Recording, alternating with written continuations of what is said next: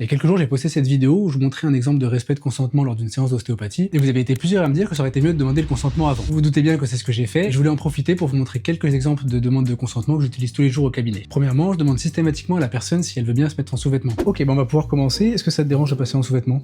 Non, pas du tout. Et si je vois que la personne n'est pas très à l'aise avec ça, évidemment je lui explique que c'est pas grave, qu'il vaut mieux quelqu'un de détendu et d'habillé que de quelqu'un en sous-vêtements pas du tout détendu. Ensuite, avant de poser mes mains, je demande toujours si je peux toucher la personne.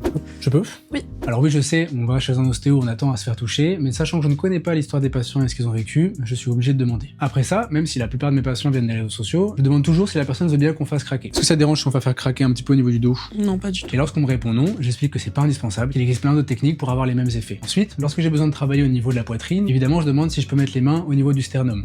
Est-ce que ça te dérange si je mets une main au niveau du sternum là pour travailler sur la cage thoracique? Non. Ok. Ensuite, lorsque je veux travailler au niveau du bassin, il faut que je mette une main en dessous du bassin. Évidemment, je demande si la personne veut bien, et j'explique aussi pourquoi est-ce que je fais ça. Alors, j'aimerais bien travailler au niveau de ton bassin, pour ça il faudrait que je mette une main au niveau de ton sacrum en dessous. Est-ce que ça te dérange? Non, ça me dérange. Je peux lever le bassin. Ok. Ça va la main en dessous?